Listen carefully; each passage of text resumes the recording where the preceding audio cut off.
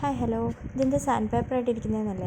ഞാൻ മീഷോയിൽ നിന്ന് കുറച്ച് താമരേൻ്റെ വിത്തുകൾ വാങ്ങിയിട്ടുണ്ട്. ലോട്ടസ് സീഡിൽ നിന്നാണ് കണ്ടത്, പക്ഷേ ആമ്പലാണോ താമരയാണോ എന്നറിയില്ല. എന്തായാലും കുറച്ച് സീഡ്സ് വാങ്ങിയിട്ടുണ്ടായിരുന്നു.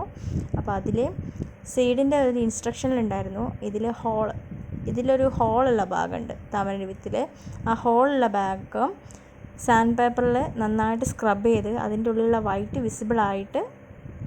വിസിബിൾ ആവുന്ന രീതിക്ക് നന്നായിട്ട് സ്ക്രബ് ചെയ്യണമെന്ന്. അങ്ങനെ ഞാൻ കുറച്ച് സ്ക്രബ് ചെയ്ത് വെച്ചിട്ടുണ്ട്. കണ്ടോ, ഇനി എല്ലാം സ്ക്രബ് ചെയ്യാണ്ട് ഇത് ചെയ്തിട്ട് നല്ല ഒരു ചെറിയ ബോട്ടിലോ അല്ലെങ്കിൽ ചെറിയൊരു വിസിബിളായിട്ടുള്ള കണ്ടെയ്നർ ഗ്ലാസ്സിലോ വെള്ളം നിറച്ചിട്ട് അതിലിട്ട് വെക്കാനാണ് പറഞ്ഞത്. ഈ കുരു നന്നായിട്ട് ഉരച്ചിട്ട് എന്താ വെച്ചാൽ ഇതിൽ മുള വന്നതിന് ശേഷം, ഇത് മുള വരാൻ എളുപ്പത്തിനാണ് കേട്ടോ നമ്മളിവിടെ ഇതിൻ്റെ അറ്റം സ്ക്രബ് ചെയ്യാൻ പറഞ്ഞിട്ടുള്ളത്.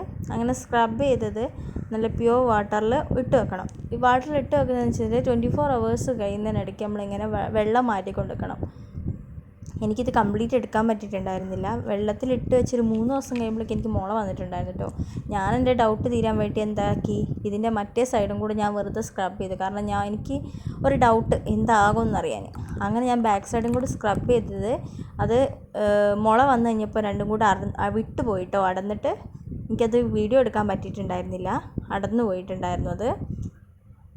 ഇതിപ്പോൾ ഞാൻ ഉരച്ചിട്ട് വെള്ളത്തിലിട്ട് വെച്ചതാണ് കേട്ടോ. ഇത് മുളച്ച് കഴിഞ്ഞിട്ടുള്ള വീഡിയോ എനിക്ക് എടുക്കാൻ പറ്റിയില്ല, വിട്ടുപോയി.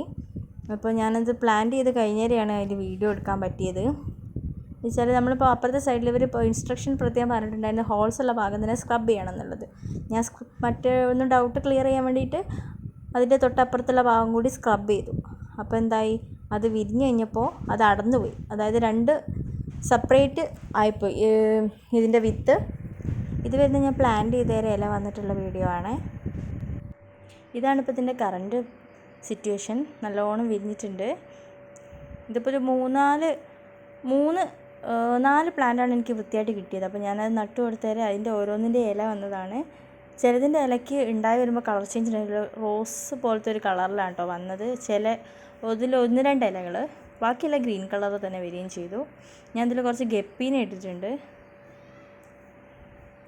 നല്ല ഭംഗിയുണ്ട് ഇത് കാണാനായിട്ട്. അപ്പോൾ ഓക്കെ, താങ്ക് യു.